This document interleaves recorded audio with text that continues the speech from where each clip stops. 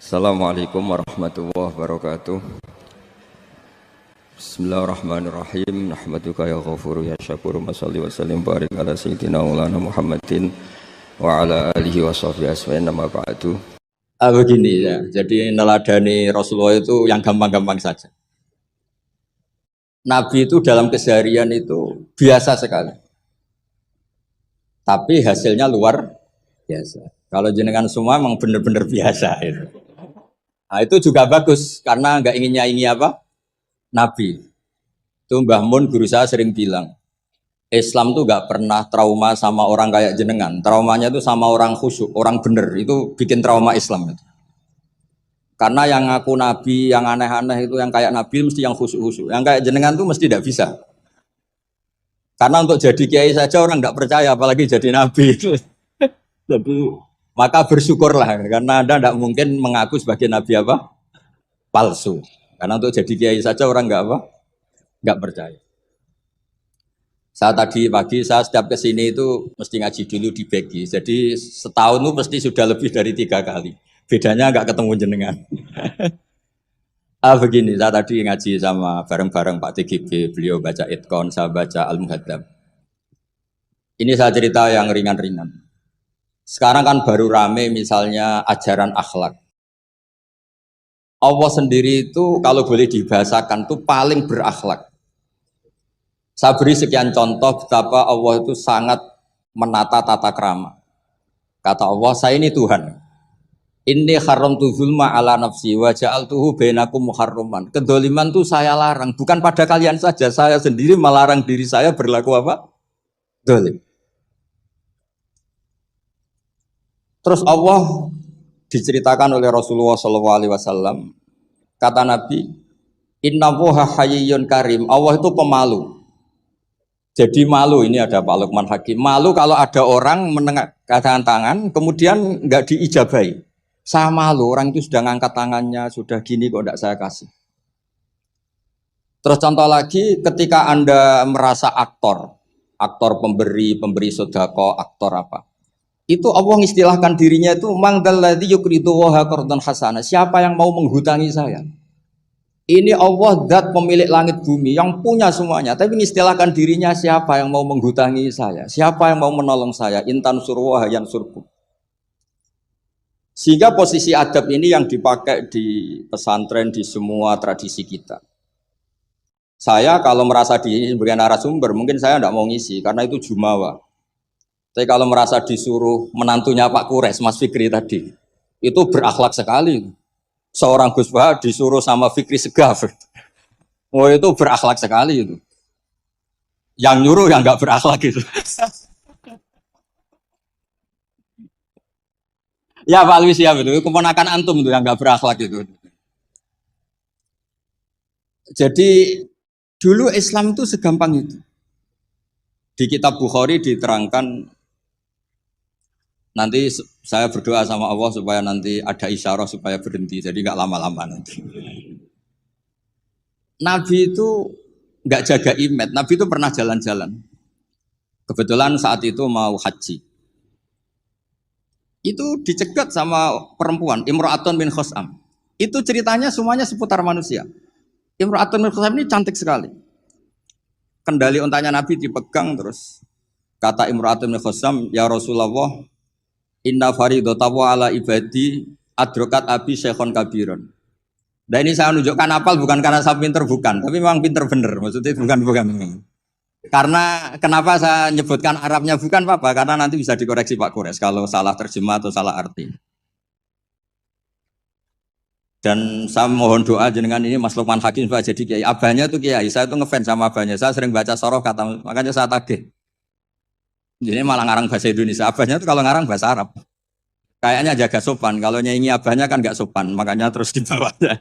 Itu ya bagian dari Islam juga.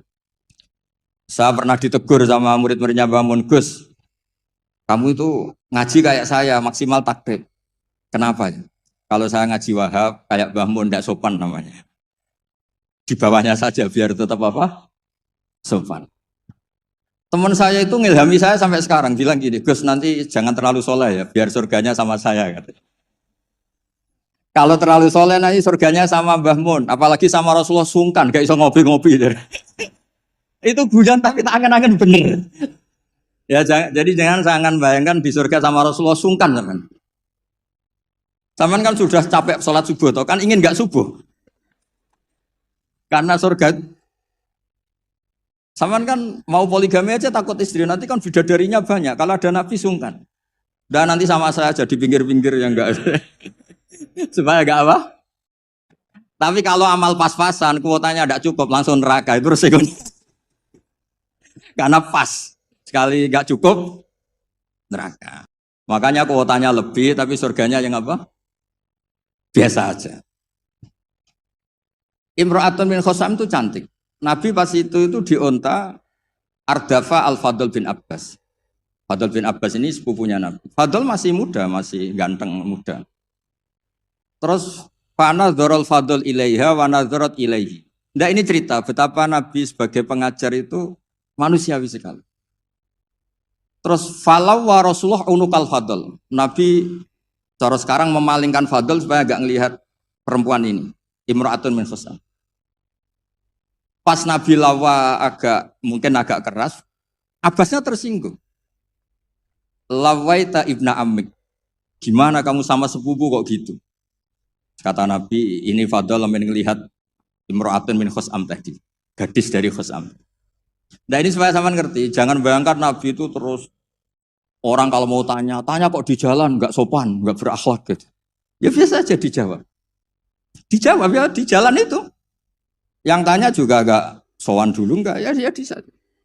Nah sekarang beberapa ustadz itu kalau ada orang tanya disuruh ke rumah, ternyata ustadznya masih belajar dulu. Itu nggak urusan sopan, ilmunya nggak cukup. Kalau jawab langsung tuh nggak cukup. Terus dikemas sopan, nggak sopan tanya di jalan, di rumah. Pertanyaannya kasih dulu, ternyata belajar dulu. Oh itu benar-benar ustadz yang nggak sopan itu. Kan nggak efisien, nggak apa? Ini cerita di Sahih Bukhari. Inna faridatallahi ala ibadi adrakat abi syekhon kabiran la yastati'u ayasbuta ala rahilah wa fi riwayatin ayastamsika ala rahilah. Afa ahujju anhu. Bapak saya itu tidak kuat haji. Dan sekarang haji sudah wajib. Ini gimana? Apa saya perlu hajikan? Itu awal ada haji niabah. Kalau di masyarakat disebut haji amanah. Jadi haji amanah itu tidak nunggu meninggal. Orang stroke, nggak mungkin haji itu sudah bisa dikajikan apa? Amanah. Saya itu punya teman, kurang ajar sekali Pak Kures. Saking kurang ajarnya, bapaknya itu hidup. Bapak kamu kajikan plus, mahal kok kaji plus, masih 400 juta. Nunggu meninggal saja kaji amanah, 10 juta cukup. Wah, kurang ajar betul itu. Sudah gitu masih bilang, malah infonya Gus, kalau orang Madura berani 4 juta katanya. Wah, ngawur betul kamu itu. Itu berkahnya orang tadi, gadis tadi tanya sama Nabi itu akhirnya haji makdum itu 2. Ini saya ngomong fikih, supaya harus aman ngerti fikih. 1 amanat anil mayyit, karena memang sudah tidak bisa haji. 2 amanat anil makdum. Kalau di fikih disebut haji apa? Amanat dari makdum. Orang hidup tapi nggak mampu apa? Haji. Terus saya bilang sama tadi, yang agak kurang ajar tadi. Ya kurang ajar betul maksudnya. Sini, bapak kamu biar memutuskan haji sekarang meskipun stroke masih bisa ngomong, masih Gus, masih ingat hartanya masih Gus. Suruh haji sekarang, di makdub sekarang. Pak, jenengan harus haji karena mampu, tapi ya nggak iso amanah. Bang. Ternyata amanah kalau masih hidup tuh mahal, jual Innova. Walhasil terus sudah dihajikan amanah, orang itu meninggal. Mendingan mati Gus, murah, tadi masih mahal ya. Terus saya bilang gini. Nah ini saya ngomong fikih biar Mas Fikri itu nggak salah lah, milih dewan pakar saya itu nggak salah, memang kayaknya memang kredibel. Saya sudah pamit sama Abi Kures. Itu di Sajaratul Ma'arif ada babu dzikri manaqiban nafsi, babu dzikri rajuli manaqiban nafsi. Bab seseorang itu boleh menyebut kelebihan dirinya kalau itu untuk kepentingan umat. Buktinya Nabi Yusuf ngendikan inni hafidun alim, urusan keuangan pasrahkan saya, inni hafidun alim. Dan semua nabi mesti ngendikan inni lakum nasihun amin, saya ini orang yang punya niat baik. Jadi kata bapak saya kalau didik saya, tawadhu haram zaman akhir. Kenapa? Karena itu bentuk gak tanggung jawab. Disuruh mimpin negara gak mau, ngimami masjid gak mau, disuruh mulang gak mau. Ternyata karena gak mau tanggung jawab. Jadi tawaduk sama gak tanggung jawab itu bedanya sedikit. Sampean tawaduk apa gak tanggung jawab? Iya kan banyak orang tuh gak berani nyai. Wah saya dereng sakit gini, tapi komen. Kacau itu. Saya teruskan. Sehingga dulu yang dialami Nabi itu ya biasa. Sampai di Bukhari dibabkan berkali-kali. Babul futya fit thoriq. Bab Nabi itu biasa ngasih fatwa di jalan. Ada lagi dibabkan babu hajil mar'ati anir rojuli. Biasanya di fikih itu kan pola ibadah lelaki sama perempuan kan beda. Tapi di bab haji niyabah, ini ada Buya Ahsin Sakho. Itu perempuan boleh menghajikan bapaknya. Makanya diulang lagi babu hajil mar'ati anir rojuli. Bab perempuan menghajikan lelaki. Kayak apa luar biasanya Nabi. Jadi Nabi itu kesehariannya biasa.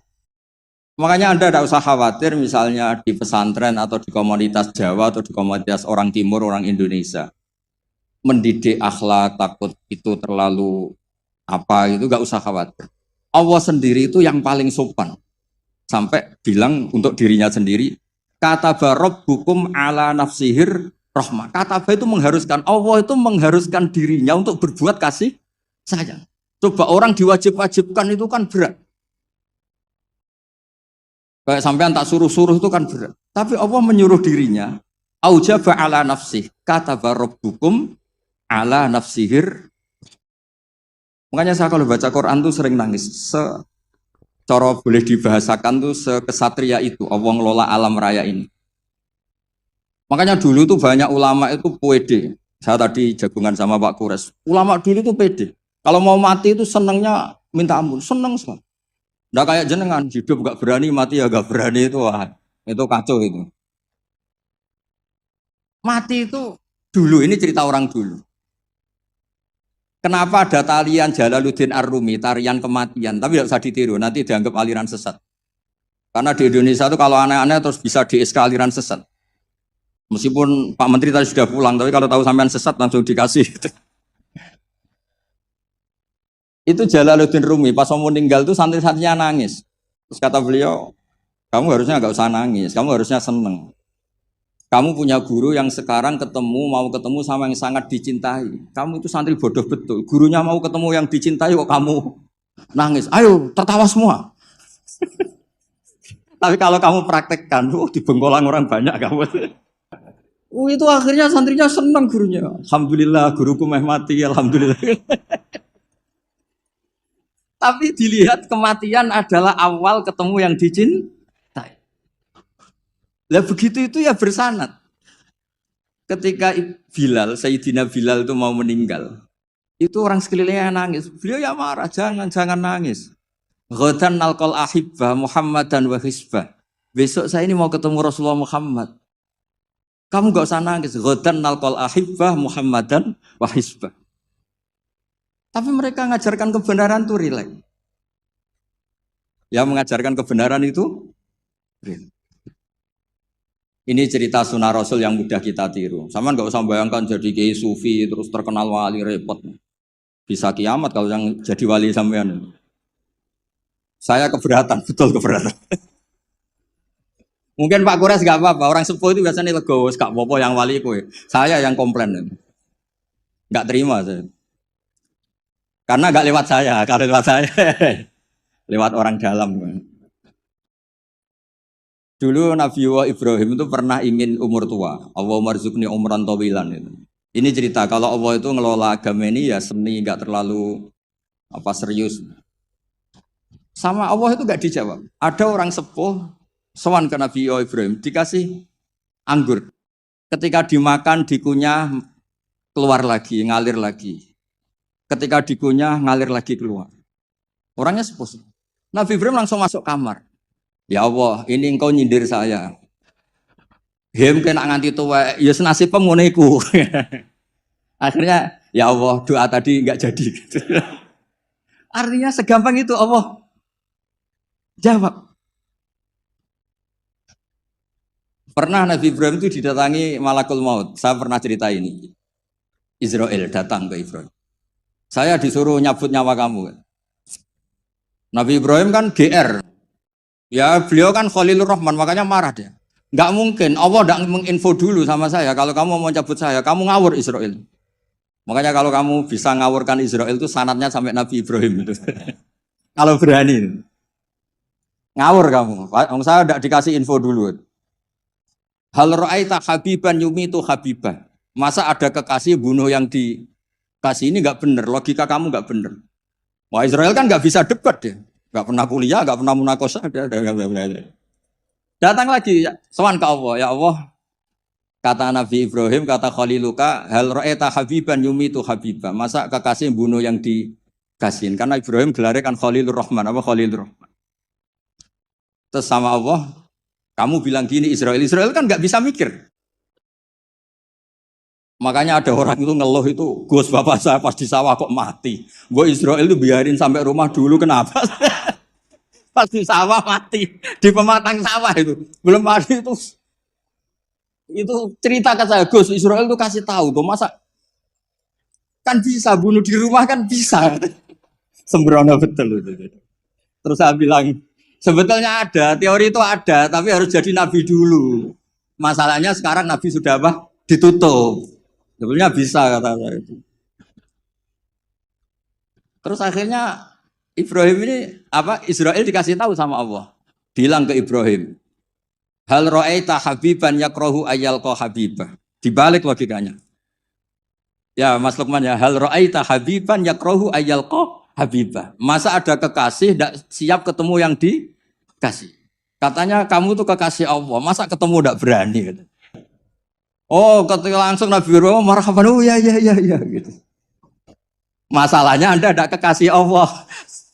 Makanya jangan mati dulu. Nunggu di ACC jadi apa? Kekasih. Nanti baru mati. Jadi intinya beragama itu rileks. Ada diskusi, ada somasi, ada komplain. Enggak apa-apa. Yang penting ini karena merasa nyaman dengan Allah Subhanahu wa Ta'ala. Makanya Nabi itu paling senang sama orang-orang desa itu. Saya ini meskipun banyak baca kitab, tapi sudah memutuskan Islam saya itu gaya Arabi, gaya orang-orang kampung sing badawa itu enggak priayi lah. Karena yang masuk surga awalan itu yang orang-orang enggak priayi itu. Karena malaikat repot tuh kalau ngadepi orang-orang enggak priayi ini. Saya pernah ada guru, ini betul ini kisah nyata, ada guru mau dipidanakan gara-gara buka tes SD loh Pak Kures, kan sudah disegel. Sama dia dibocorkan supaya santrinya lulus semua, SD-nya lulus semua. Kan dikomplain mau dipidanakan. Ya karena saya di daerah saya kan ketua suku lah termasuk itu. Walhasil musyawarah sudah sowan Gus Bak dulu. Ternyata dalilnya tuh ngawur betul. Gus, enggak apa-apa ya, buka gini enggak apa-apa. Kenapa enggak apa-apa? Ujian mungkar nakir dibuka kiai-kiai aja enggak apa-apa, apalagi ini ujian. Ujian mungkar nakir kan sudah dibuka, amar buka. Masa ujian aja nggak boleh? Wah, kepala sekolahnya kan pusing. Jangan Gus, jangan diturutin. Ini kacau. Ya saya bilang akhirnya, ya masalahnya kepala sekolah sama polisi itu tidak mungkar nakir. Jadi ya beda. Gitu Gus ya tak kira sama Gus. Jadi ujiannya mungkar nakir saja bisa dibuka, bisa dibocorin. Masa ujian SD tidak boleh katanya. Makanya repot, kena orang-orang kayak gitu tuh repot. Nah orang Arabi itu logikanya seperti itu. Tapi jangan ditiru ya, tadi yang di Indonesia enggak boleh tetap kalau bisa di penjara kamu. Sudah miskin di penjara repot nanti, sudah repot nanti. Ya kalau kaya kan produk agak bisa gimana gitu. Kalau miskin kan agak susah itu. Ya agak gimana-mana pokoknya kalau itu segampang itu. Ada orang Arabi tadi saya jagungan sama Pak Kores. Tanya sama Allah, Rasul, ya Rasulullah man tawalla hisabi, nanti yang ngurusi hisab saya itu siapa? Kata Nabi Allah. Allah binafsi, Allah sendiri yang menghisab, bukan malaikat, bukan. Iya, jadal. Orang Arabi itu fawallah, orang itu langsung, ya sudah Nabi saya mau pulang, sambil tertawa-tawa. Nabi dipanggil, weh Arabi, kenapa kamu tertawa-tawa? Jawabnya lucu. Kenangan saya dengan Allah di dunia itu baik-baik saja. Maka nanti di akhirat juga baik-baik saja. Kalau sama malaikat saya tidak punya kenangan. Loh itu Nabi komentar itu. Fakuhal a'robi. Kamu pinter yo. Gitu. Makanya kamu harus yakin kalau nanti ketemu Allah itu baik-baik. Buktinya kita di dunia tanpa prestasi ya baik-baik saja. Kita penuh problem Allah ya baik-baik saja. Enggak terus, makhluk tanpa ada gunanya keluar dari bumiku ya. Nah itu penting. Jadi Allah itu suka. Makanya ada hadis ana indadzoni abdi. Saya ini terserah cara pandang. Ini yang terakhir meskipun belum disemprit Pak Kures. Sudah dapat izin. Di kitab Ihya, saya berkali-kali cerita ini. Kitab Ihya itu meskipun hadisnya banyak yang nyoal, tapi kitab itu kitab keramat. Makanya ada pensara Ihya namanya Sayyid Zabidi itu. Beliau sering ngendikan hadal hadis min haisul matnu dhaif, lakinnahu masyhurun wa yu'adituhu fil makna al ahadits as-sahihah. Jadi intinya itu hadis ini cara teks memang masalah, tapi secara makna dikuatkan oleh sekian riwayat-riwayat yang apa? Sahihah. Jadi yang dhaifnya itu hanya min haisul lafdu atau hadal lafdu bi ini masalah, tapi min haisul makna itu enggak masalah. Ada orang itu sudah di neraka 2, dipanggil sama Allah ke surga. Allah itu tanyanya unik. Ini di terakhir kitab Ihya di kitab Ar-Raja. Gimana rasanya di neraka? Karena di neraka ditanya sama Allah. Wah, enggak enak Gusti. Kami tanya, nah kamu gimana di neraka? Wah, enggak enak Gusti. Sudah diborgol, dibakar api, pokoknya enggak enak Gusti. Terus yang satu disuruh, ya sudah kembali lagi ke neraka. Itu lari semangatnya minta ampun, lari ke neraka. Semuanya minta ampun. Marhaban ya Allah, ya sudah lari ke neraka. Allah kan dia, wih kok semangat gitu. Dipanggil sama Allah. Kenapa kamu semangat masuk neraka? Karena ini perintah engkau. Saya sampai masuk neraka itu gara-gara kalau engkau perintah tidak pernah nurut. Makanya kali ini saya nurut. Lari ke neraka. Ya sekaligus ini ijazah. Nanti kalau disuruh ke neraka lari sekencang. Saya ini sudah trauma, sudah nyesal. Karena dulu ketika engkau perintah saya tidak pernah nurut. Makanya saya semangat. Nurut. Karena ini perintah jenengan. Terus pas lari kencang neraka sama Allah dipanggil lagi. Ya sudah kamu anak baik di sini aja. Nah khawatir saya nanti kalau kamu lari ke neraka sama Allah dibiarin. Nah itu tidak tahu saya ini. Tapi berkahnya ngaji ini kamu khusnudan saja. Mesti dipanggil loh. Woi anak baik tak suruh langsung apa? Langsung lari. Itu cerita di Ihya.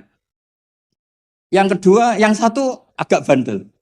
Ayo kamu kembali lagi ke neraka. Kamu kan penghuni neraka. Diam saja. Terus kenapa kamu diam? Teman kamu lari kok kamu diam? Saya itu yakin ketika engkau memanggil saya ke surga itu tidak akan lagi mengeluarkan dari surga. Itu keyakinan saya. Tadi GR. Terus sama apa? Ya sudah. Ana indadzoni abdi. Jadi dua-duanya itu benar. Jadi segampang itu beragama. Nanti di akhirat gak ada komentator, gak ada analis, gak ada aman. Jadi tidak bisa kamu menganalisis Allah. Nanti mau apa ya? Tidak bisa. Apalagi masuk TV, gak bisa. Jadi hubungan dengan Allah itu segampang itu. Nah saking gampangnya hubungan dengan Allah itu Nabi pernah bikin MOU sama Allah. Dan itu yang dipakai seluruh kiai di seluruh dunia. Di semua kitab. Ya Allah, manusia itu kan tempat salah dan lupa. Bu ya Allah, jangan langsung menghisap kalau ada manusia salah dan lupa. Loh itu sama Allah diturutin. Makanya Nabi ngendikan, "Uqtitu khamsan lam yu'tahunna ahadun qabli." Di antara yang disebut tuh khawatimu suratil Baqarah. Coba kita ini disuruh Nabi dan dilegalkan Allah. Enggak terima menteri agama, yang legalkan Allah Subhanahu wa taala ini. Disuruh berdoa, Rabbana la tu'akhidna in nasina. Allah coba. Doa itu kan agak ngawur sebetulnya. Masa lupa atau salah minta dimaklumi. Coba kalau sampean punya manajer di kantor, Pak, kapan-kapan kalau datanya tak tumpahin teh maklumi ya. Oh, langsung di PHK kamu. Kapan-kapan kalau Bapak manggil dan saya lupa nggak datang, maklumi Pak ya. Oh, PHK. Tapi ini satu doa yang disahkan Allah disuruh berdoa, Rabbana la tu'akhidna in nasina. Ya Allah, jangan kasih sanksi kami ketika kami salah atau lupa. Terus qala na'am, Allah ngendikan na'am ya. Coba kalau Allah pakai teori semua kesalahan kita disanksi langsung. Enggak ada manusia di bumi, sudah habis semua. Wong khotib Jum'ah kelihatannya ibadah tapi nyindir tanggane. Kan dia repot. Orang sering itikaf di masjid, ternyata baru masalah dengan istrinya. Wan semuanya masalah. Ngustad kadang ya profesi lain nggak pernah prospek terus profesi ustad. Oh repot semua. Ada yang tidak ngustad, sok-sokan ikhlas bertani, ternyata nggak pernah ngajar. Akhirnya satu kampung bodoh semua. Semuanya masalah. Dan kita diberi fasilitas Rabbana la tu'akhidna in nasina au akhta. Kayak apa baiknya hadatin? Makanya belum ada kata yang ngarang hikam Ibnu Athaillah sekali, enggak ada sebaik Allah. Kalau orang lain maklumi kamu karena enggak tahu borok kamu, tapi Allah ini tahu borok kamu, tahu salah kamu tapi tetap maklumi. Makanya mas sahibaka man sabaka wa bi'ibika alim. Ini enggak ada yang nemani kamu, tahu aib kamu sebaik Allah. Makanya kitab hikam itu ada kata-kata yang bagus. Innama akromaka jamilu satri. Ketika kamu terhormat itu sebetulnya saking pandai-pandainya Allah menutupi aib kamu. Coba misalnya rata-rata ini bapak-bapak, ibu-ibu nikah sama perempuan itu pilihan terakhir apa pilihan sejati? Terakhir kan? Coba itu kalau direkam, saya sebetulnya cinta ini, tapi nggak dapat ya dapatnya. Terus itu terekam. Kayak apa prahara keluarga itu? Saya sebetulnya ingin ini, tapi gak kesampaian, akhirnya sedapatnya. Istri kamu ya ada rekaman gitu, mertua kamu ya punya rekaman itu. Sebenarnya saya gak suka sama mantu ini, tapi berkali-kali ikhtiar, dapatnya ini. Coba kalau orang Indonesia, mulai zaman Pak Karno sampai sekarang, terekam. Wah, melihat Swiss atau Finlandia, negara semakmur itu, nyesal jadi orang Indonesia. Wah, bisa langsung dicabut tuh paspor kamu. Jadi semua kebaikan yang kita nikmati sebetulnya innama akromaka jamilu satri. Kita ini begitu terhormat karena baiknya Allah menutupi aib kita. Coba kalau aib kita dibuka, cara diskusi kita, logika kita dibuka. Contoh gampang suami istri. Rata-rata orang nikah itu pilihan terakhir apa pilihan sejati? Loh, jujur semua. Nah ini istri kamu udah datang, tenang saja. Semua perilaku sosial kita mesti begitu. Makanya innama akromaka jamilus satri. Makanya doa-doa kita mustur aurati wa amin rawati. Lah terus kitab hikam mengajari kita begini. Ajhalun nas man taraka yaqina ma inda lidhonni ma indan nas. Bodoh-bodohnya orang itu yang meninggalkan keyakinan dirinya karena dia tahu betul tidak sesoleh itu. Hanya karena pencitraan atau komentar orang banyak. Misalnya gini, saya seorang ustadz. Mungkin orang lain ngira kan ustadz itu bersih, steril, gini-gini. Padahal si ustadz ini ngerti, dia punya masa lalu, dia tidak maksum, dia tidak nabi. Harusnya dia itu lebih berkeyakinan tentang apa yang pernah dialami, sehingga dia tetap sopan, tetap menghormati orang. Jangan menurut persangkaan orang banyak yang anggap dia itu bersih. Jadi misalnya gini, Anda dosen di IAIN atau UIN atau di pondok atau di kampus apa saja. Atau Anda menteri, ada presiden, siapa saja. Sebetulnya kan setelah kita jadi dosen mungkin kita ngomong, wah ngajar itu ibadah, mencerdaskan bangsa gini-gini. Ternyata mungkin Anda ini cita-citanya itu jadi pengusaha. Berhubung gagal daftar jadi dosen. Banyak tuh teman-teman saya yang jadi ustadz, Gus, aku bisnis bolak-balik. Gak kasil Gus, jadi ustadz malah jadi kiai. Kalau itu dibuka Allah semua habis. Misalnya keluarnya menteri, wah enak jadi menteri, ditegur-tegur tok mbek presiden. Kalau itu direkam, wong saya ini cerita saya terakhir. Saya itu pernah ketemu Kiai sepuh Pak Guru, sepuh sekali, temannya Bapak. Datang ke saya, agak kacau betul ini, mentang-mentang temannya Bapak sama saya itu nggak bosok. Saya tetap cium tangan temannya Bapak.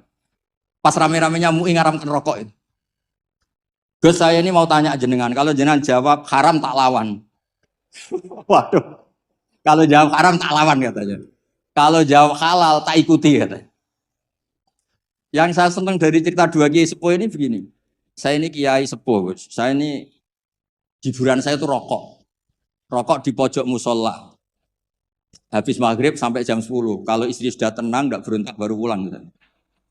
Karena kalau belum ngantuk itu bawaannya ngomel kan. Ini yang cerita dua orang ini. Jadi hiburan saya itu rokok sama teman-teman musola. Tapi sekarang rokok diharamkan. Tolong kasih tahu MUI, Gus. Raro rasanya jadi kiai katanya. Kalau orang awam hiburan kan bisa lihat dangdut katanya. Bisa saweran. Saya ini kan kiai, Gus, gak pantas. Hiburannya hanya rokok. Gitu aja kok diharamkan. Ya sudah bah, halal kata saya. Oh itu senengnya bukan main. Setelah itu kemana-mana bilang, kata Gus Pak halal. Waduh. Alasannya itu hiburannya katanya. Jadi saya semenjak jadi kiai itu ya sering dapat orderan fikih itu. Ya maksud saya beragama itu mudah. Yuridu wa bikumul yusra wala yuridu bikumul usra. Jadi ana indadzoni abdi. Makanya sampean harus yang seneng, yang ceria. Karena ini untuk ngelawan setan. Setan itu suka kalau orang Islam itu susah, kemudian menyalahkan agama ini, menyalahkan sistem alam raya ini sehingga tidak ridho dengan kodok. Makanya disebut innaman najwa minasyaitoni liyahzunal ladzina amanu. Jadi kalau pikiran yang ngajak susah itu minasyaiton. Berarti yang ngajak seneng itu minallah. Makanya saya ini ustadz beneran ini karena ngajak orang seneng gitu. Kalau yang ngajak susah itu masalah itu. Wong jelas di Quran la tahzan, jangan susah. Enggak ada di Quran la tafrah itu enggak ada. Yang ada qul bi fadlillah wa bi rahmati fa bidzalika falyafrahu. Ya saya pernah dikomplain sama kiai-kiai yang khusuk-khusuk Pak Kores. Gus ini nanti kalau maghrur, orang gara-gara ngaji jenengan isane seneng tok terus atau susah. Terus saya bilang masalahnya apa? Kalau enggak tahu susah sampai akhirat kan bagus kata saya. Terus tapi itu saya enak dhewe fasik. Oh, nak fasik wis asli sedurunge ngaji aku wis fasik. Mau nyala-nyalain saya kata saya. Nah ini penting ya supaya jenengan itu beragama itu rileks nyaman karena Allah itu suka sekali menghitung nikmatnya itu suka. Dulu ada orang Arabi datang ke Nabi itu gak punya apa-apa. Terus tanya, ya Rasulullah engkau menyuruh saya syukur, saya ini gak punya apa-apa, nyukuri apa? Istri gak punya, harta gak punya, semuanya gak punya, saya nyukuri apa? Nabi itu ngelihat sandalnya, di padang pasir kan panas. Lah itu 2 sandal kamu, kalau kamu gak punya ini panas. Oh iya ya Gusti, alhamdulillah, alhamdulillah. Saya punya sandal itu. Ya kayak sampean itu, kan ceria, punya nekat saja cukup lah. Kenapa seneng? Gak usah alasan, nekat saja, pokoknya penting. Ya jadi sekaligus ijazah, jadi yang dihitung apa itu alam nasroh, hati lapang. Terus kul bifadlillah wa birahmati fa bidzalika. Bapak saya itu paling sering mensyariatkan seneng.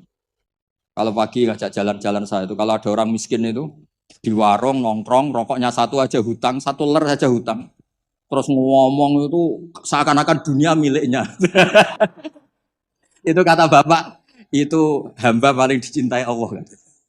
Kalau presiden orang kaya seneng itu kan wajar, alasannya jelas. Ini nggak punya alasan untuk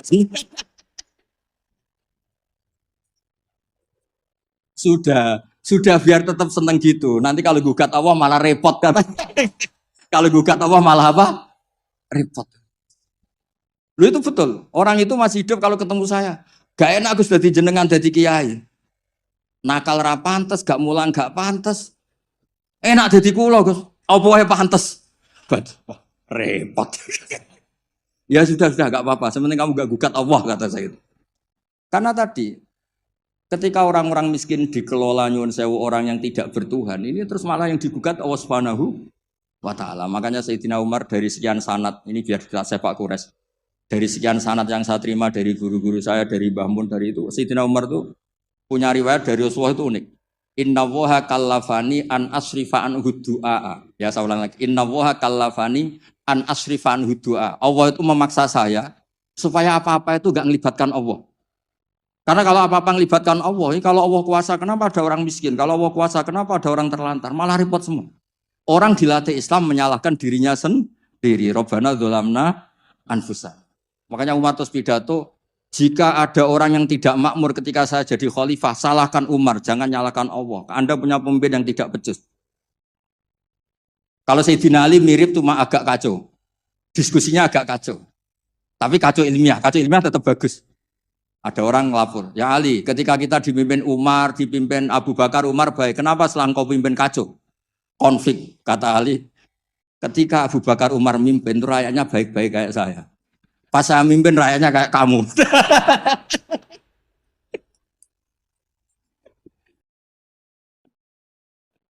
Makanya nanti kalau kamu nyalahkan saya, zaman Mbah Mun gini, zaman Gus Pak gini, pas Mbah Mun ngiyai, santrinya kayak saya. Pas saya ngiyai, santrinya kayak kamu. Dia ngoten, assalamualaikum warahmatullahi wabarakatuh. Gus, para sahabat sangat menghormati Rasulullah. Tetapi Rasul sendiri melarang bentuk penghormatan yang berlebihan. Bagaimana cara memahami titik tengah penghormatan yang benar kepada Nabi?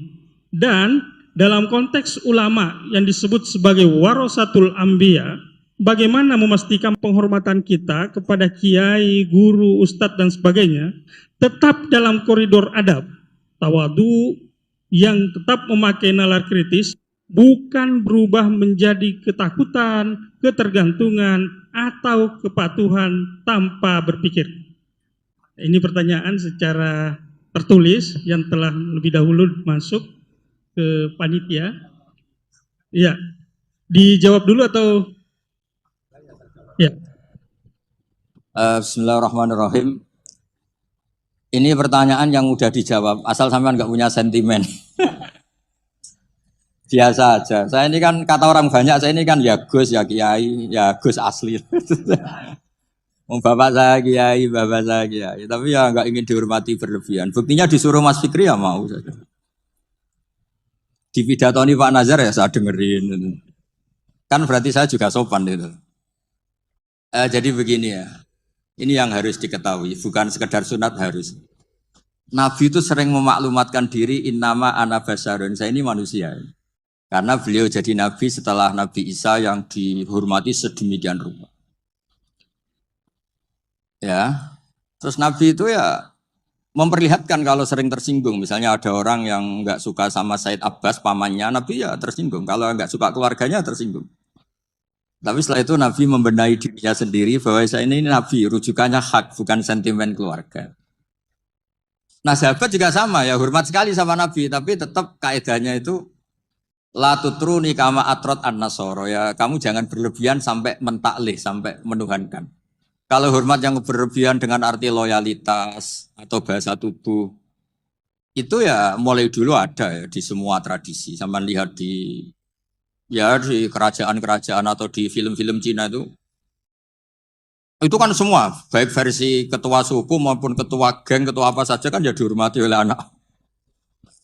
Tapi yang unik dari Nabi itu penghormatannya itu malah mengarah ke Tuhan. Misalnya begini, tadi Pak Kures cerita banyak tentang syarat sahnya jadi saksi. Ini penting, sampai nak bus warga ben gak repot. Enggak swarga ini ndek-ndek wae, tapi nanti kalau sama Nabi gak bisa bercengkrama sama bidadari, sama sungkan. Nanti tak carikan bidadari yang cerewet kayak istri kamu. Kayaknya nggak ada ya. Berarti trauma kamu sama istri. Kalau saya inginnya ya yang mirip lah. Biar apa? Kenangan aja. Ini perlu dicatat. Sebetulnya sehot solawat, saya berkali-kali matur di kitab Ithaf. Sehot solawat itu sehot terbaik. Karena ada kata-kata gini ya, sudah kita misalnya adat pesantren Allahumma sholli ala sayyidina Muhammad atau yang tanpa sayyidina sholli ala Muhammad. Itu kan kelihatan. Allah itu pemberi, Nabi itu yang diberi. Saya ulang lagi.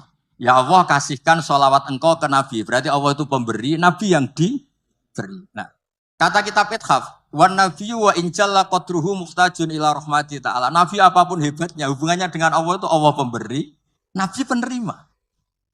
Makanya hadil ummah tidak akan terperosok mentaklih menuhankan Muhammad karena redaksinya sudah ya Allah saya minta sholawatmu kasihkan ala abdika wa rasulika Muhammad, disebut ala abdika. Maka sehingga sholawat itu ekspresi kita mencintai Nabi, maka kita bersolawat sekaligus memaklumatkan porsi masing-masing. Allah selamanya pemberi dan Nabi apapun hebatnya diberi. Jadi penghormatan sahabat itu ya terukur semua. Lah nanti kultur-kultur tertentu di daerah tertentu, misalnya di Kesultanan Jogja atau Kesultanan Maluku, semua di pondok ya. Saya yakin semua orang soleh itu inginnya semuanya proporsional. Nggak tahu kalau yang sentimen, tapi semua orang soleh itu inginnya pasti propor. So, itu pasti, tak jamin. Terus yang terakhir tentang sholat. Ada kata-kata as-sholatu imaduddin. Nabi kok tidak bukti Nabi itu gimana? Tadi kata Pak Kores kita butuh seksi. Ketika beliau jadi Nabi dan diikuti banyak orang, yang jadi ukuran ajaran terbesar beliau itu apa? Sholat. Dan sholat itu nyuruh apa coba? Allahu Akbar kabira walhamdulillah katsira subhana rabbiyal azim subhana rabbiyal a'la. Ketika itidal Rabbana walakal hamdu. Masa ada seorang manusia bikin satu ritual yang semuanya itu muji Allah. Itu kalau nggak Nabi nggak bisa.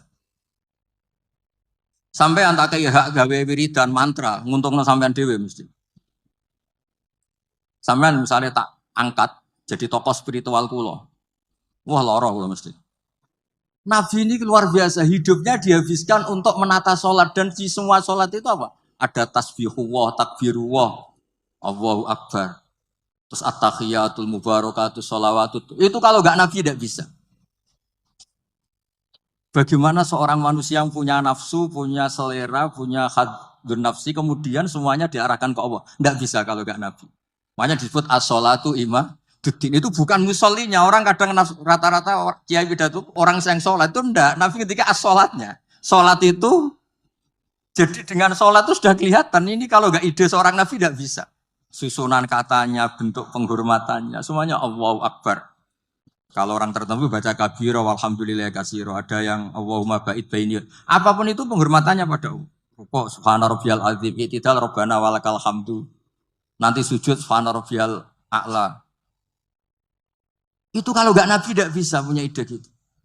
Sama nyanyi lagu frustasi. Atau punya hak lagu apa? Putus cinta, cinta buta, apapun itu mesti enggak terkait Allah. Jadi menurut saya dengan desain sholat kayak itu kalau enggak Nabi tidak bisa. Makanya disebut amlam ya'rifu rasulahum fahum lahu mungkirun. Muhammad itu mau cekali bersama kamu. Abu Jahal CS itu ngomongi Muhammad mulai kecil bersama kamu. Apakah kamu pernah ngerti dia bohong? Hal jarabtum alaihi kadiban qaulullah. Terus gerakannya apa? Mulai pertama jadi Nabi, sebelum Nabi itu hobinya ya sholat itu. Gerakan sholat itu nggak mungkin, ditemukan manusia itu nggak mungkin. Coba kata-katanya sholat, gerakan fisiknya, semuanya itu mesti mengarungi itu Nabi. Maksud saya kalau bahasa keseharian itu ya terserah lah. Orang Jawa kalau dipegang kepalanya tersinggung, kalau orang Arab seneng. Nah, ini kalau bentuk penghormatan pada guru sampai adili ya repot, semuanya subjektif. Semuanya apa? Ya tapi tentu nggak boleh berlebihan. Di mana-mana berlebihan itu nggak baik. Hanya urusan penghormatan. Kamu makan berlebihan ya sakit panitia kan. Kamu sering ngaji ya kasihan istri kamu. Pelarian kok ngaji itu gimana? Kamu terlalu sayang istri ya kasihan ibu kamu. Karena apa-apa kalau berlebihan kan enggak. Makanya saya tuh sering cerita. Kalau ada santri sering sowan saya sama istrinya tak marahin. Kamu tuh santri nggak benar, terlalu mesra. Ternyata betul. Setelah beberapa hari ibunya datang. Ya Gus, Jokrabi lali kulo setelah menikah lepas saya. Ya karena berlebihan itu. Kayak orang kok seneng ngaji, bahaya itu mesti. Agak-agak banyak masalah. Ini bukan suudon, soal yakin. Tapi bagus, pelariannya kok ngaji. Coba sekarang misalnya istri sampean sedang mesra terus ngajak liburan ke Australia. Milih ngaji Gus Pak apa ke Australia? Ayo jawab. Sedang mesra-mesranya. Ayo main ke Australia, mumpung saya uangnya banyak. Sudah kamu tak traktir, ngaji apa liburan? Oh yang bener. Yang jujur gitu loh. Ya tapi gak apa-apa, ngaji itu sudah bagus. Mulai dulu ya gitu, mulai dulu ya. Sayyidina Ali itu kalau ke masjid itu sedang bentrok sama Sayyidah Fatimah. Kalau enggak ya di rumah sama Sayyidah Fatimah. Artinya itu manusiawi, makanya Nabi tanya, mana suamimu? Baini wa bainahu syai'un, tadi ada geger sama saya makanya enggak di rumah. Terus ternyata tidur di masjid. Kalau kata KNO karena bayangkan ada beduk, tidur di bawah beduk padahal masjidnya Nabi tidak ada beduk. Terus ya abad turab. Ya dulu itu biasa orang ke masjid itu karena uzubah, belum nikah kayak Abdul bin Umar atau Ali baru masalah dengan Sayyidah Fatimah. Sekarang ya alhamdulillah banyak yang teruskan itu. Kalau sedang banyak masalah ya sering ke masjid, kalau enggak ya enggak. Itu sanadnya mutasil itu. Jadi beragama itu ya untuk manusia biasa aja. Sementing tauhidnya ditata. Tadi kata Pak Quraisy kalau iman sama Rasulullah Muhammad Nabi ya syahadahnya di minimal syahadat tadi. Orang punya ide menemukan sholat tuh kalau enggak seorang Nabi itu tidak bisa. Coba kalimat sholat itu menguntungkan Nabi apa menguntungkan Allah? Kalau boleh dibahasakan. Semuanya mengarah ke Allah. Bahkan hubungannya Nabi dengan Allah itu kita katakan apa? Allahumma sholli, ya Allah kasih. Nabi saya ini kasih rahmatmu. Tetap saja hubungannya Allah pemberi, Nabi diberi, penerima. Jadi nggak mungkin agama ini kebablasan sampai menuhankan. Nah, masuk surga pun dengan rahmatnya Allah. Sampai Nabi ngendikan kamu tidak masuk surga karena amal kamu. Wala anta ya Rasulullah juga engkau tidak masuk surga karena amal engkau. Wala ana illa ayataghomma dan ya Allah birahmati. Kayak apa? Segalanya itu Allah itu kayak. Keren kan jenengan? Keren. Sekarang ngrungokno ngaji. Ya, kafir. Illa ayataghomma dan ya Allah birahmati. Baik Bapak dan Ibu sekalian, silahkan Bu dan sebutkan namanya, dari mana, dan singkat. Assalamualaikum, saya Ibu Wahyu dari Depok. Mau tanya ke Gus Bahak, mau bagi ilmu sakleknya Gus. Dalam ibadah, segala ibadah itu kan tergantung ikhlas. Ikhlas itu kadang hati ikhlas, pikiran enggak. Kadang pikiran ikhlas, hati enggak. Nah itu cara ningkronin itu gimana Gus Bahak? Makasih, assalamualaikum warahmatullahi wabarakatuh. Terima kasih Bu ya. Langsung dijawab sama Gus Bahak.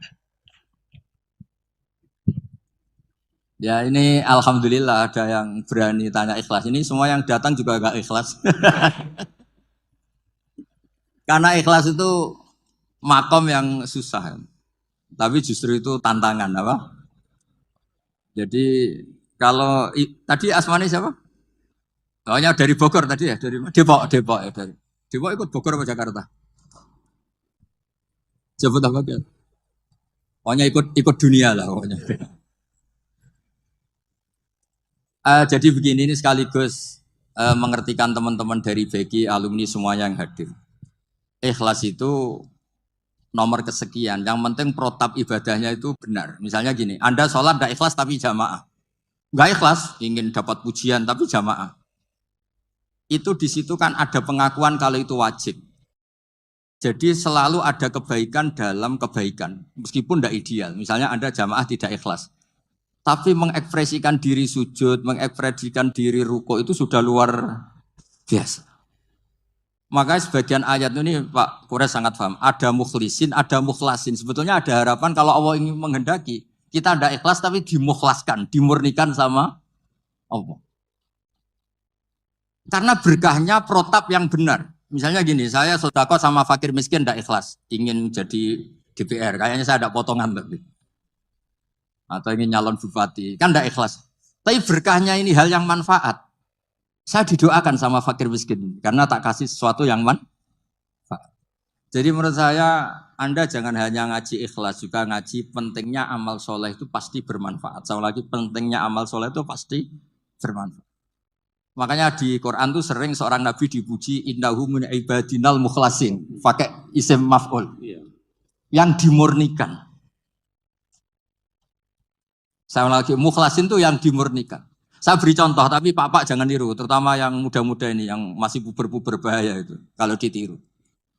Zulaikha itu cantik, cantik banget. Ya pinter goda, sudah cantik pinter goda Zulaikha ini. Yusuf itu ganteng, perjaka, ya layak digoda. Makanya sama niru susah, karena ini butuh layak digoda.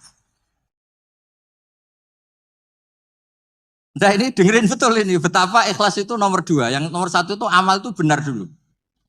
Sehingga digambarkan Quran walaqad hammat bi. Zulaikha ingin nikmati Yusuf, wa hamma biya Yusuf sebagai orang normal juga ingin nikmati Zulaikha. Tapi terusannya laula ar-ra'a burhana rabbi. Terus Allah ngendikan kadzalika linasrifa anhu awal fakhsha. Ini campur tangan Allah itu nomor 1. Tapi saya kata Allah tetap enggak ingin kekasih saya ini ada masalah. Lagi-lagi kita harus selalu berdoa supaya Allah yang menyelamatkan kita. Bukan amal kita, bukan ikhlas kita, bukan semuanya. Kita hanya bergantung ingin diselamatkan Allah. Itu disebut iyyaka na'budu wa iyyaka nasta'in. Kita hanya minta pertolongan dari Allah. Ya mungkin Nabi Quran. Jadi mau Quran itu turun mau sak surat niku nggih pun mandiri secara makna. Niku dari segi disiplin ilmu. Terus dari disiplin kesejarahan Nabi Muhammad gak bakas Nabi Musa ini mboten saged. Perkarane rival terberat Nabi Muhammad niku tiang-tiang Bani napa Israel yang begitu mengagum-agumkan Nabi Musa yang bahkan dianggap diyakini mereka jauh di atas Nabi Muhammad sallallahu alaihi wasallam. Mulane angger tukaran. Nggih tukarane Nabi Musa, tukarane wong Yahudi mek sahabat Ansor niku nanti jotos-jotosan.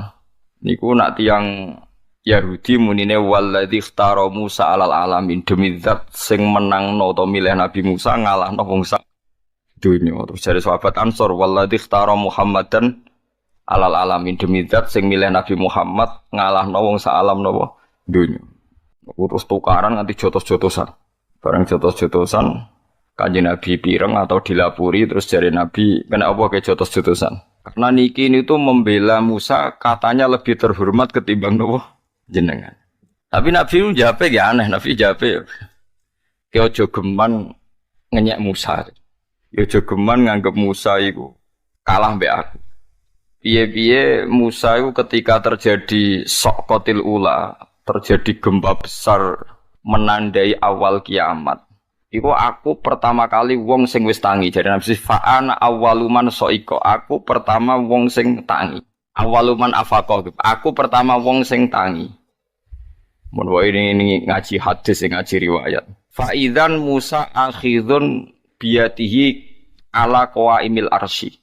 Ternyata Musa niku bareng wedi. Niku gelantungan pun nyekeli saka napa? Nabi Muhammad itu lucu lah ngendikan lucu.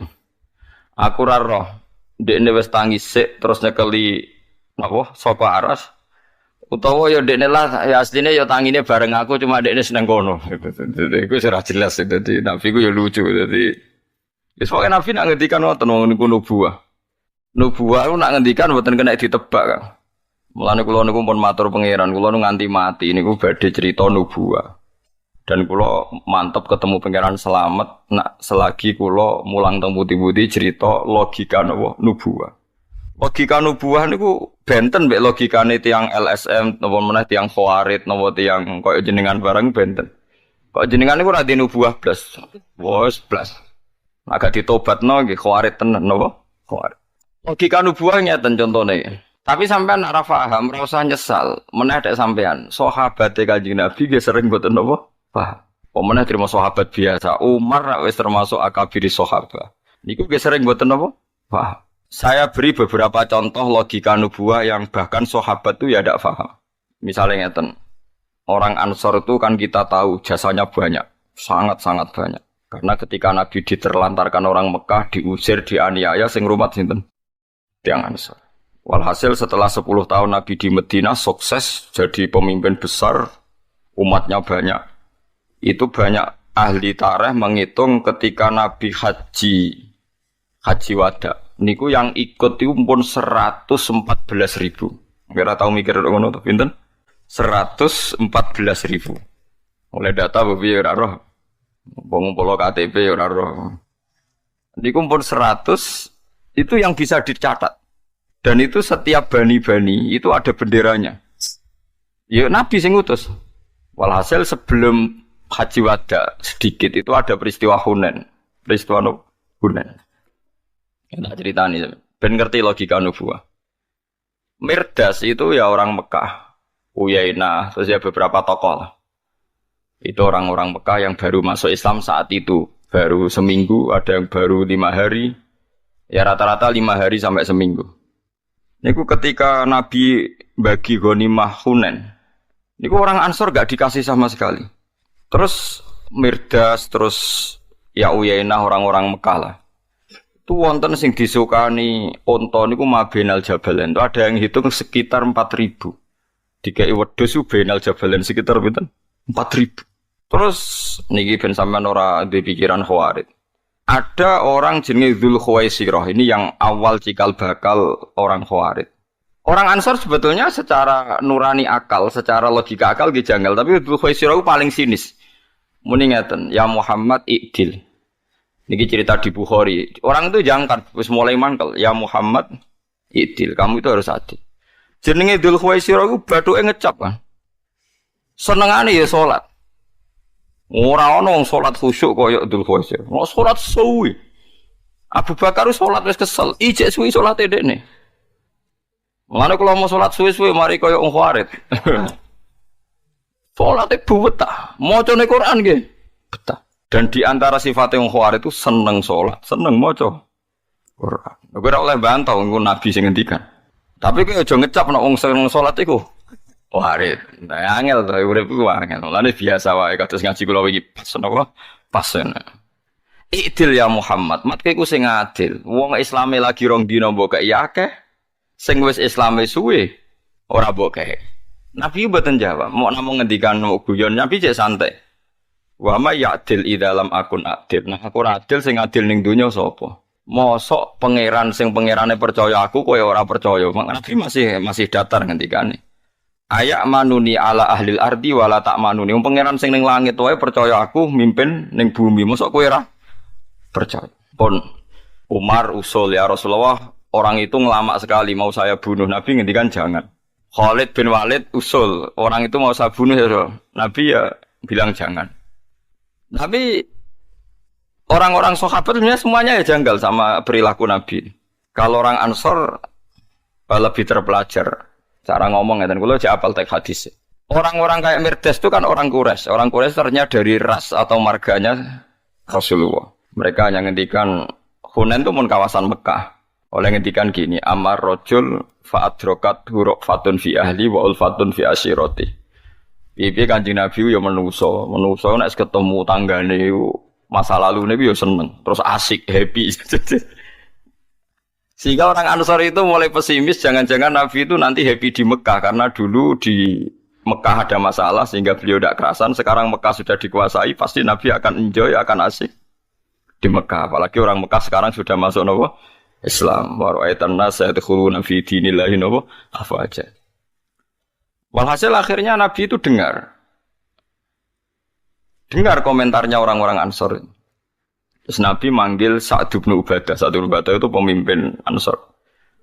Orang Ansor kumpulkan semua. Nanti saya mau memberi penjelasan. Setelah dikumpulkan di satu hadirah. Niki ben sampean duwe logika nubuwah. Pun sampean nak ben selamat ketemu pangeran anut kula. Ben di logika nubuwah. Logika nubuwah wis pokoke anut pangeran. Bareng dikumpulno Nabi pidato. Pidatone lucu Nabi. Maqalatun balaghatni angkum. Apa betul ada komentar yang sampai ke saya bahwa kalian mengatakan demikian-demikian? Itu tadi bahwa saya adalah orang yang sekarang tertarik, asik, enjoy sama keluarga dan kampung halaman. Jawab Sa'd bin Ubadah pinter. Amma dzu akhlamina fala yaquluna syai'an. Kalau orang-orang kita yang terpelajar tidak komentar begitu ya Rasulullah. Kalau anak-anak muda ya terus mulai pecundang lah, mulai ngelempar mengorbankan anak-anak muda. Terus Nabi lucu, ini Nabi orang yang berjiwa besar. Loh tidak apa-apa, kalau kamu mau ngundat-ngundat saya enggak apa-apa. Misalnya Anda bilang, ya Rasulullah, kamu di Mekah diusir, kemudian kita yang rumat. Kamu di Mekah dibenci, kemudian kita yang menolong. Orang-orang Mekah ingin bunuh kamu, kemudian kita yang melindungi kamu. Tidak apa-apa, kalau kamu mau ngundat-ngundat saya silakan. Dan pasti semua omongan Anda itu benar. Orang Ansor mulai meriang, waduh. Tapi Nabi tidak duka ya, tenang. Ya ora maksud-maksudno nggih mboten duka. Nggih tenang mon. Wah, terus setelah itulah ini yang harus dicatat dan ini dicatat semua ulama. Terus Nabi mulai pakai logika nubuwah. Delok wong-wong Quraisy. Mirdas bar entuk unta mulai. Aqra bin Habis bar entuk unta mulai. Wong bentuk dhuwit iku mulai. Terus Nabi mulai ngendikan logika nubuwah. Ama tardona ayyarsi annasu bisyati wal ba'ir wa tarji'una antum bi Rasulillah ila rihalikum. Engko wong-wong mulai iku mbok nggawa unta mbek wedhus. Kowe iku mulai iku nggawa aku. Kowe milih ndi mulai nggawa aku mbek nggawa wedhus. Nangis langsung ki milih mulai nggo jenengan jere. Maksudnya wong-wong bar tak kei wedhus udah mulai. Aku iku kok mulai marang Madinah nggo aku. Maksudnya nggo aku Rasulullah. Ki milih ndi milih nggo wedhus. Mbek mulai. Wah, nggih milih beto jenengan terus Nabi ngendikan al mahya mahyakum wal mamat mamatukum. Ketika aku urip sing rumat kowe, aku mati ya bareng mbek kowe. Wis terus akhirnya Nabi kundur teng pundi? Madinah. Semua ulama sepakat menafsirkan begini. Abu Bakar itu akhirnya melarat. Mergo dunyane dintekno nggo berjuang. Tapi Nabi ora tau dikai dhuwit. Umar nggih ngoten, mun mengkas mengki jadi baro ora tau dikai dhuwit. Mergo cara logika nubuwah, wong sing biasa ngamal ben ngamale nganti mati. Ojo sampai wong kulino heroik, kulino ngamal bareng Islam menang diamali. Wong biasa heroik kok dadi pasen. Itu logika nubuwah. Lah aku yakin kira tau di logika ngono. Mulane ra wali-wali. Perkarane pikiran nek ngekeki akeh kudu kok akhir entuk akeh. Iku semari PKI tapi kok kasaran wis. Semari markai kok PKI boten. Iku semari markai gak wali-wali ngoten. Lan kata sekolah dadi ulama ki senengane mulang, wis ra mikir entuk ta ora pokoke mulang. Wis biasa mulang ikhlas terus bareng murid prospek mbok manajemen. Nung biasa ikhlas kok malah cemen dadi gak ikhlas. Pokoke mulang nganti mati kula nggih mulang. Kula yo ora roh saiki Mustofa perkembangane piye sugih ta ora yo ora roh. Ya kudu ora roh. Lho soal ana wong ngamal tak tampa ora apik. Pancen wis adate Nabi nak diamali ditampa, tapi ora usah toma. Mergo lucu kan. Aku zaman melarat iso mulang ikhlas, bareng sugih murid-muridé sugih terus malah cemen dadi tomak, dadi kan gendeng. Kan aneh. Makanya itu sahabat. Mereka tahu ketika dijelaskan Nabi, kowe wis biasa ngamal. Mereka biasa mendapat, maksudnya orang-orang Quraisy sing anyar. Wong biasa ngamal kok saiki malah cemen yo apa? Bagian. Kok aneh aja. Mewangi sahabat. Lha iku nubuwah, iku jenenge logika nopo? Wah, kondang tenan kan logika nubuwah. Mulane ulama kok gak wali, ku ulama salah alamat.